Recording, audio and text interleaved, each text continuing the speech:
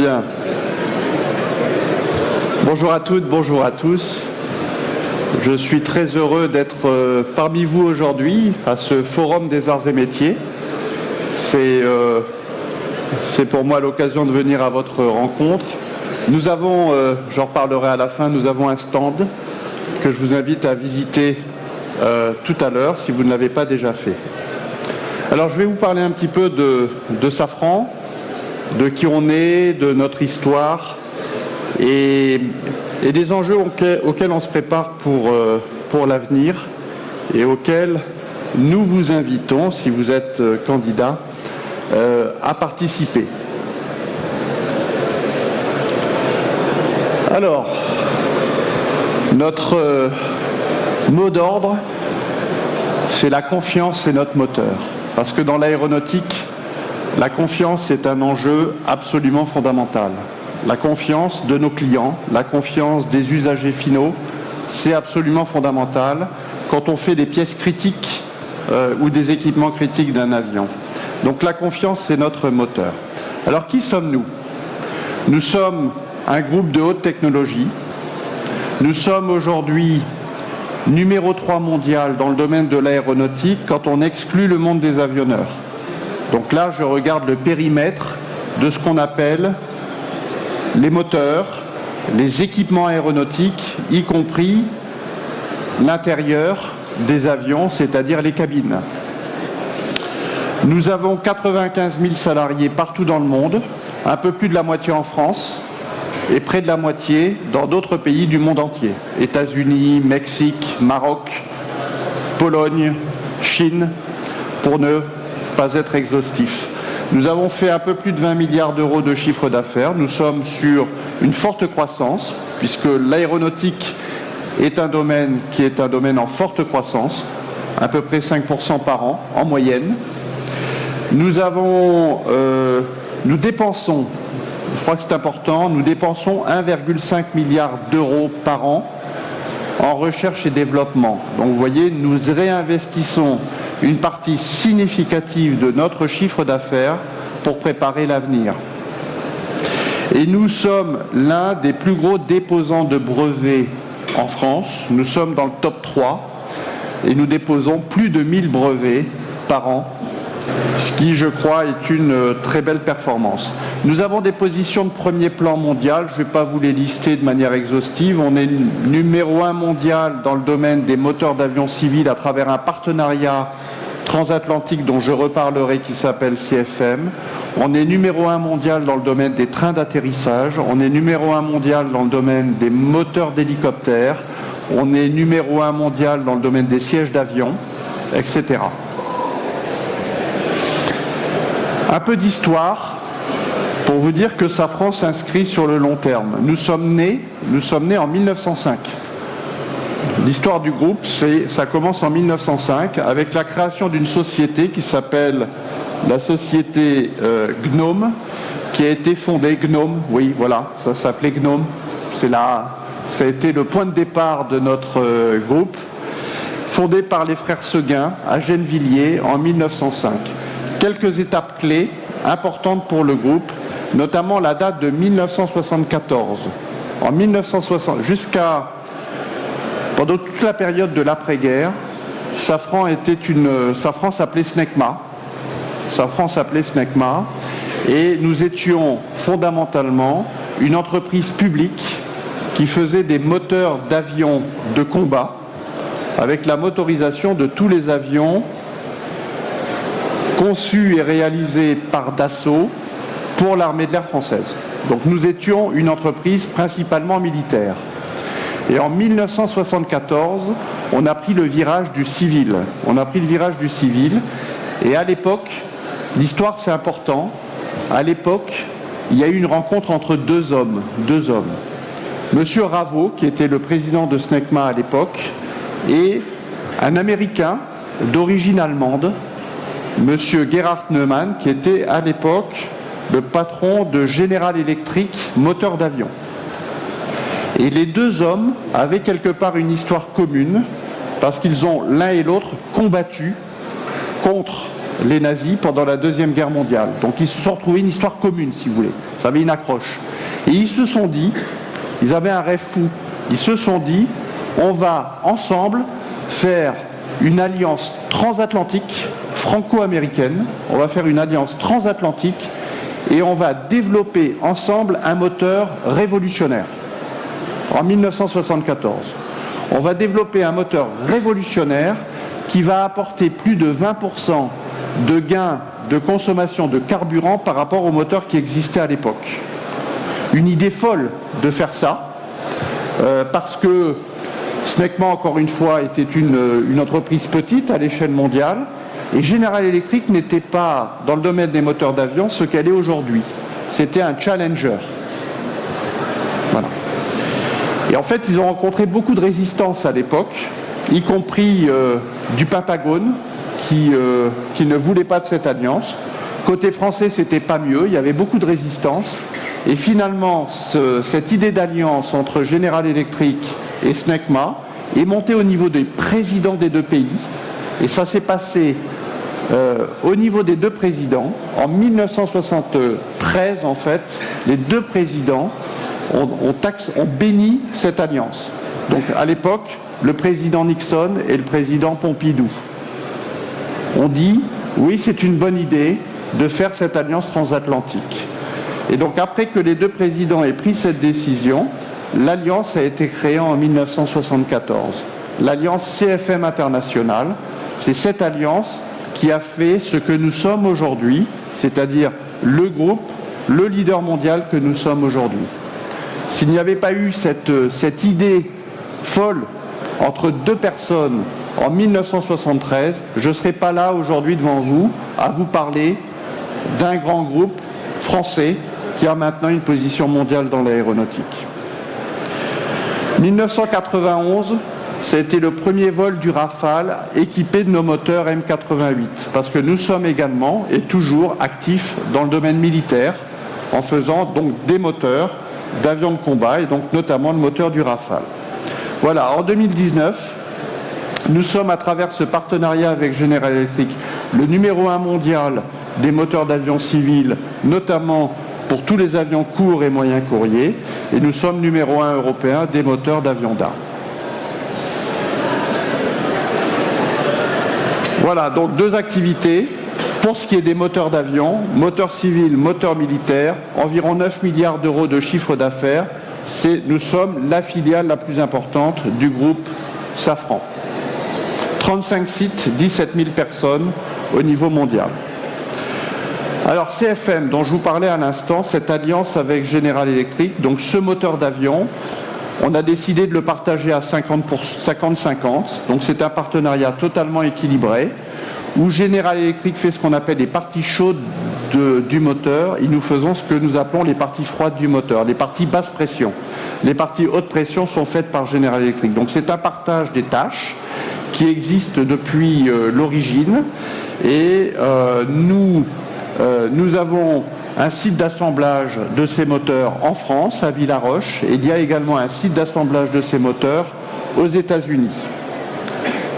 Ce partenariat, nous avons décidé en 2008 de le prolonger jusqu'en 2040. Donc vous voyez, nous nous inscrivons dans le long terme. Un partenariat scellé en 1973, qui a fait de nous un leader mondial, avec ce moteur CFM 56, j'y reviendrai, et un partenariat qu'on a déjà décidé de prolonger jusqu'en 2040. Donc vous voyez, 70 ans de partenariat, et je ne vois aucune raison pour laquelle ce partenariat ne va pas encore être prolongé au-delà de 2040, puisque nous travaillons déjà ensemble sur la préparation de l'avenir. Le CFM 56, c'est le moteur principal dans le domaine des avions moyens courriers. Donc si vous prenez un Boeing 737, il est motorisé par un de nos moteurs. Si vous prenez un Airbus A320, il a de fortes chances d'être motorisé par nos moteurs aussi, puisque nous avons une part de marché chez Airbus qui est de 60%. Nous avons livré, depuis le démarrage de ce programme, plus de 32 500 moteurs. Ce qui veut dire que chaque jour, il y a 7 millions de personnes qui prennent l'avion un avion motorisé par nos moteurs. Donc ça veut dire qu'on a quand même une responsabilité particulière, vous imaginez, en termes aussi de sécurité des vols, etc. Chaque jour, 7 millions de personnes qui se déplacent sur des avions motorisés par nos moteurs. Ça veut dire qu'il y a un avion qui décolle avec nos moteurs toutes les 2 secondes partout dans le monde. Toutes les 2 secondes. En 2008, on décide avec General Electric de prolonger notre alliance et de proposer au marché un moteur de nouvelle génération. Avec un objectif, là aussi, de faire un saut important en termes de consommation de carburant. Et donc on décide de lancer un moteur qu'on appelle le LEAP, avec un objectif de gagner 15% de consommation de carburant par rapport au moteur CFM56 qui a fait notre succès mondial. Nous avons, en 2 ans de temps, après cette annonce, été choisis par 3 avionneurs. Signe des temps, ça montre quand même qu'il faut rester très ouvert et qu'on est sur un marché mondial. Le premier avionneur qui a décidé de s'engager à lancer un nouvel avion avec notre nouveau moteur, c'est un avionneur chinois qui s'appelle Comac, qui a décidé, parce que la Chine a décidé de rentrer en grand dans l'aéronautique et de faire concurrence à Airbus et à Boeing. Donc Comac a été le premier avionneur à choisir notre moteur, suivi peu de temps après par Airbus et puis par Boeing.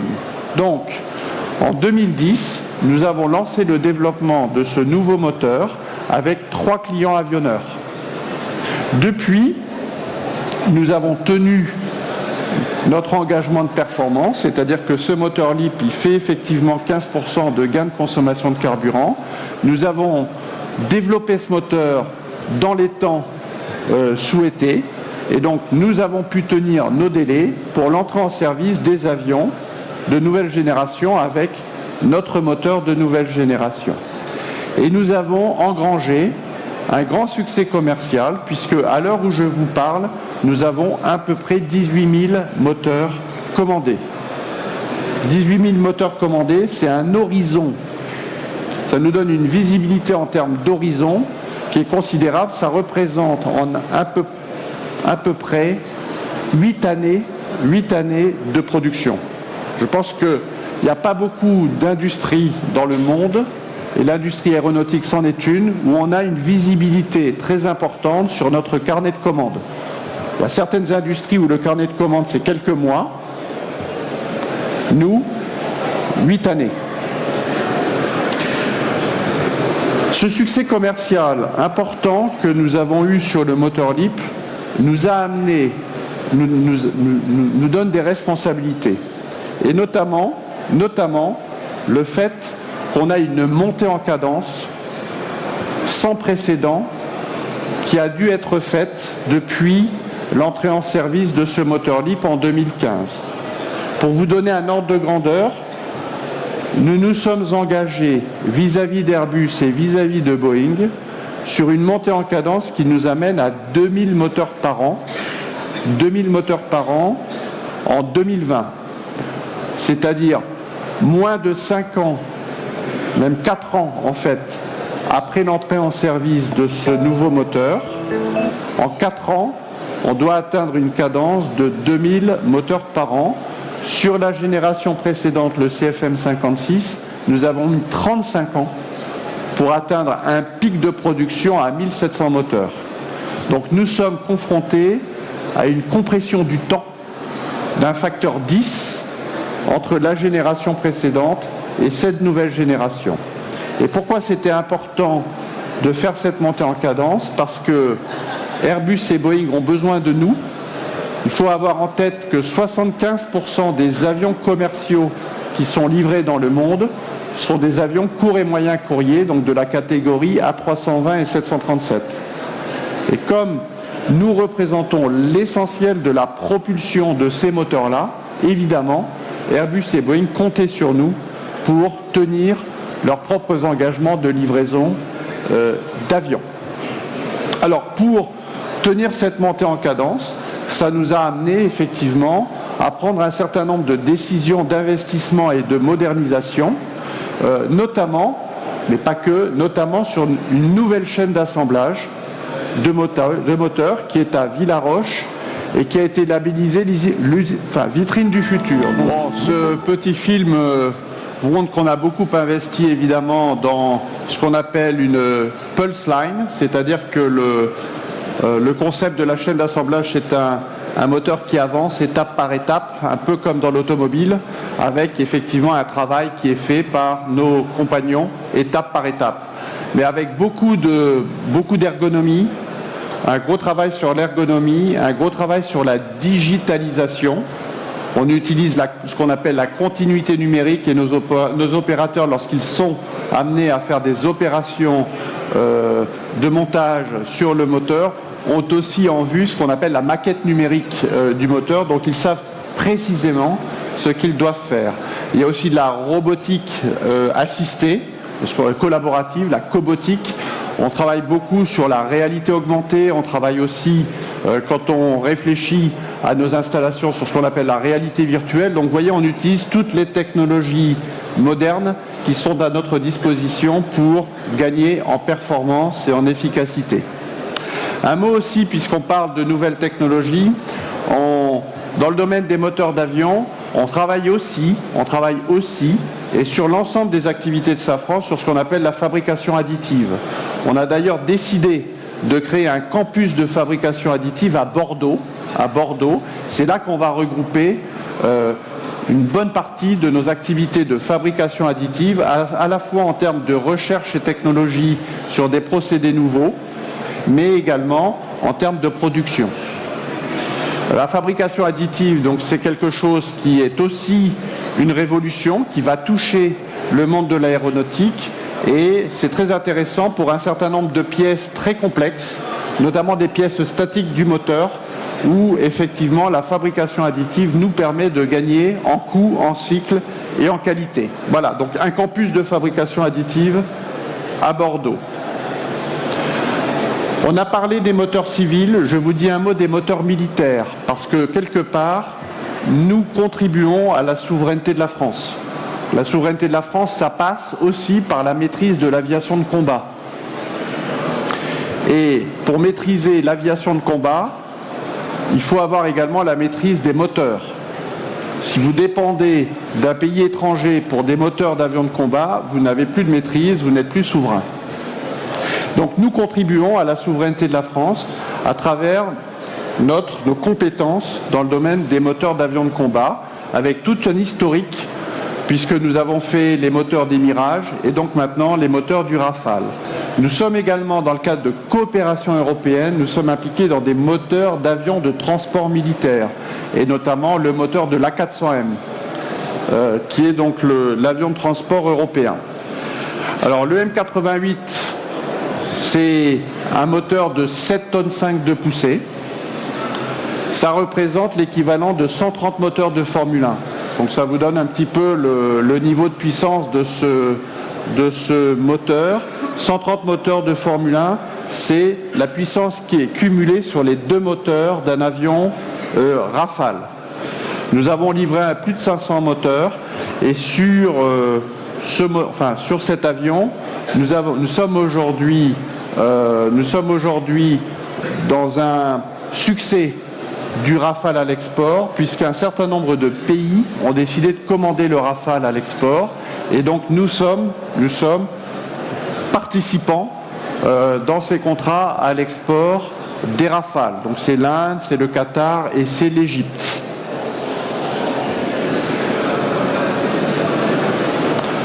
Moteur civil, moteur militaire, comment nous nous préparons aux défis de demain? Et quels sont nos enjeux stratégiques et nos défis de demain?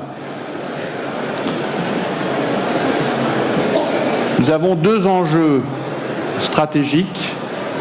Le premier, c'est évidemment de conforter et de rester le numéro 1 mondial des moteurs d'avion civils à travers notre partenariat transatlantique. Et ça passe notamment par tout un travail que nous devons faire et sur lequel je vais revenir pour relever le défi climatique. Et le deuxième enjeu que nous avons, c'est de rester parmi les grands du monde à être capable de faire des moteurs complets de A à Z, et donc d'être motoriste majeur, puisque nous sommes 4 groupes dans le monde à être capables de faire des moteurs d'avion. Il y a 2 Américains, il y a un Britannique qui s'appelle Rolls-Royce, et nous, c'est tout. Donc on veut continuer à rester dans cette position-là, et donc ça passe aussi par des alliances en Europe pour préparer l'avenir dans le domaine de l'aviation de combat future. Quelques leviers derrière cela sur lesquels je ne vais pas m'étendre, mais le digital, c'est un levier. Le digital, ça touche toutes les entreprises aujourd'hui, et donc ça nous touche nous, à la fois dans nos processus de production, vous l'avez vu un petit peu à travers le film, mais à travers également tout le support en service que nous apportons à nos clients compagnies aériennes. Pour chaque moteur que nous allons mettre en service, on aura un jumeau numérique, ce qu'on appelle un jumeau numérique, c'est-à-dire son avatar qui intégrera toutes les données de production de toutes les pièces constitutives de ce moteur, mais également toutes les données d'opération du moteur dans sa vie au sein de la compagnie aérienne. Et ça nous permettra à tout moment d'être hyper réactifs, de comprendre éventuellement des incidents, de prévenir des incidents ou des défaillances d'équipement. En suivant et en traquant des paramètres, ça nous permettra effectivement de faire de la maintenance préventive, de la maintenance prédictive, de comprendre beaucoup plus rapidement des crises qualité dans le domaine de la production, et donc de réduire nos coûts de non-qualité. Donc derrière le digital et derrière notre approche de jumeaux numériques, nous avons des enjeux de performance très importants pour demain. Un deuxième message que je souhaite vous passer aussi, c'est que, et je crois que c'est vrai de toutes les entreprises, c'est que ce qui est fondamental aussi pour une entreprise comme la nôtre, c'est de maintenir en permanence, de maintenir et de développer les compétences. Comme dans tout groupe, notre principale richesse, c'est la richesse humaine de la communauté de personnes qui travaillent dans le groupe, de l'ensemble de nos collaborateurs. C'est les compétences que nous avons à travers cette communauté humaine. Et donc, l'un des enjeux stratégiques pour un responsable d'entreprise comme je le suis, c'est de veiller au maintien et au développement des compétences. Voilà, je voulais vous passer ce message parce qu'il est très important et c'est aussi l'une des raisons pour lesquelles nous sommes ici. Alors, le défi climatique.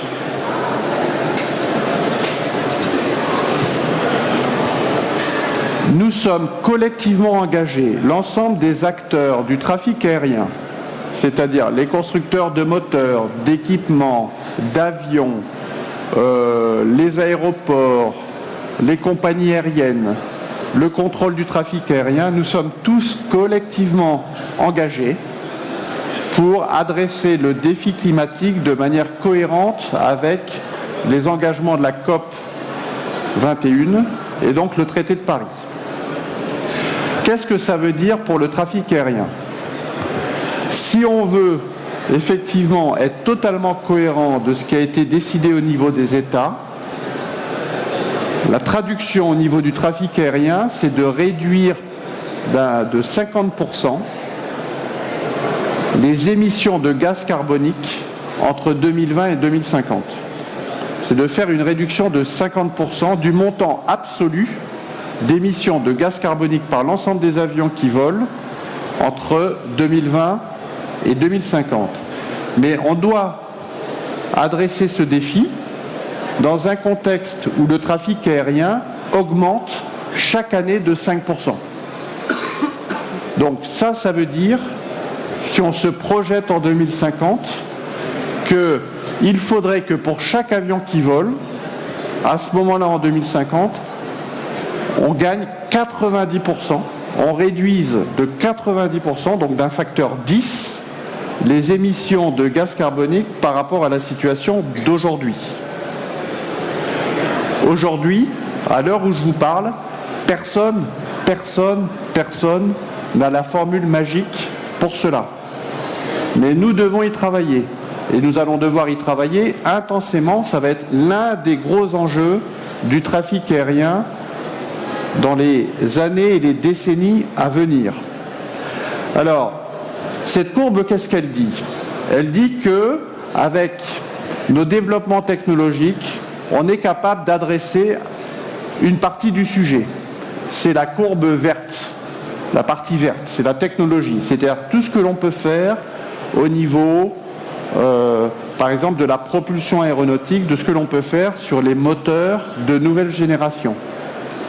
On arrivera, si vous voulez, en faisant ça, à adoucir un petit peu l'augmentation en volume des émissions de gaz carbonique, mais on n'arrive pas encore à neutraliser.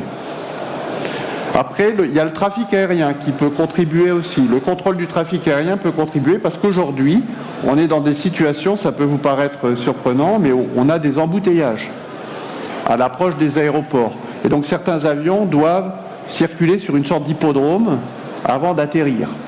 Et donc si on arrive à être plus efficace globalement au niveau du contrôle du trafic aérien, on pourra là aussi faire des économies de carburant. Donc globalement, la technologie peut nous permettre de gagner 30 à 40%. Le contrôle du trafic aérien, une dizaine de pourcents supplémentaires. Donc vous voyez qu'avec tout ça, on n'a pas encore la solution au problème. Et donc, on va travailler également sur d'autres enjeux, et notamment les nouveaux carburants moins carbonés, mais aussi ce qu'on appelle la propulsion hybride et électrique. Donc quelle est notre feuille de route, si vous voulez, au niveau de Safran pour relever le défi climatique? C'est essentiellement 3 piliers. Un premier pilier sur la performance des moteurs de nouvelle génération. Un deuxième pilier sur les carburants bas carbone. Et un troisième pilier sur ce qu'on appelle l'hybridation, la propulsion plus électrique ou électrique, ou la gestion de l'énergie. Les carburants bas carbone, donc c'est un sujet évidemment dont on parle notamment avec une entreprise comme Total, mais pas seulement. On travaille là-dessus. Bon, évidemment, les biocarburants, c'est une solution, mais c'est pas une solution massive, parce que très vite, on va tomber sur des problèmes de concurrence avec l'agriculture, parce qu'on a quand même une population mondiale qui augmente et qu'il faut nourrir. Donc très vite, on tombe sur des problèmes de volume, et donc le biocarburant ne pourra pas représenter une solution massive. Bon, il y a d'autres sujets sur lesquels on travaille, comme l'hydrogène, le méthane, etc. L'hybridation, c'est un autre sujet. Vous savez que le monde de l'automobile a déjà évolué significativement vers ce qu'on appelle la propulsion hybride, voire électrique. Et donc, on est en train de regarder évidemment cette voie aussi. Le point important, c'est que très vite, on va tomber sur un mur qui est celui de la densité de puissance des batteries. Aujourd'hui, une batterie, ça permet de générer une énergie de l'ordre de 250 watts par kilo de batterie. On sait qu'il y aura encore des progrès tirés par l'automobile, mais très vite, on arrivera à une limite. Et pour vous illustrer ça, c'est que même si on suppose une amélioration de la densité de puissance des batteries d'un facteur 3 par rapport à ce qu'on voit aujourd'hui, si on voulait faire un vol par un A320 tout électrique entre Toulouse et Paris, il faudrait emporter 180 tonnes de batterie. Sachant que la masse au décollage de l'A320 est de l'ordre de 90 tonnes. Donc ça veut dire qu'on ne pourrait mettre que 90 tonnes de batterie, et ça nous amènerait à nous arrêter à Limoges. Et à Limoges, il faudrait prendre le temps de recharger toutes les batteries, etc., pour faire l'autre partie du chemin jusqu'à Toulouse. Et une fois qu'on arrive à Toulouse, ça a pris du temps, et on n'a transporté aucun passager. Donc on n'y est pas encore. Pour autant, on y travaille d'arrache-pied, et on y travaille, on sait, et on pense que c'est un sujet qui va toucher notamment les avions plus petits. Donc on travaille là-dessus pour la mobilité urbaine, la logistique, donc sur des hélicoptères légers ou des drones, etc. Où là, effectivement, la propulsion hybride et électrique va pénétrer. Mais donc un gros défi. Juste un mot pour vous dire que sur les moteurs, on travaille sur des architectures en rupture et notamment on a beaucoup communiqué sur un moteur qui s'appelle l'Open Rotor, qui est un moteur intermédiaire entre un turbopropulseur et un turbofan, qu'on a testé sur notre site de Istres et que nous avons développé dans un cadre européen, dans le cadre d'un programme Clean Sky. Et ce moteur Open Rotor, il apporte 15% de gain de consommation carburant par rapport au moteur qu'on vient de mettre sur le marché qui s'appelle le LEAP. 15% c'est beaucoup, c'est à la fois beaucoup, c'est énorme, mais voyez par rapport à l'ampleur du défi climatique qu'on a, on voit bien que ça ne peut être qu'une brique d'une réponse complète et totale qui peut être apportée. Voilà, on travaille aussi avec les avionneurs sur des architectures un peu nouvelles, parce que pour être disruptif sur le moteur, il faudra aussi que l'avionneur accepte d'être disruptif sur l'avion. Donc vous voyez, on réfléchit à comment dire, des concepts totalement nouveaux avec nos partenaires avionneurs. Un mot sur le militaire, pour dire que l'aviation de combat, elle va être demain européenne. Et là, nos autorités ont lancé une initiative en franco-allemand. Et donc le prochain avion de combat, il sera franco-allemand. On le fera dans le cadre d'une coopération européenne. Et donc c'est vrai également du moteur. Et donc nous avons scellé une alliance avec un partenaire allemand qui s'appelle MTU. Voilà, j'en ai terminé avec cette dernière planche qui parle de notre ambition au niveau des moteurs d'avion pour l'année 2030. C'est de conforter notre position numéro 1 mondiale des moteurs d'avion civils en étant la référence mondiale environnementale, de devenir le motoriste européen des avions de combat, d'être une entreprise connectée, digitale et attractive. Voilà, merci. Si vous avez quelques questions et si nous avons encore un petit peu de temps, je suis disponible.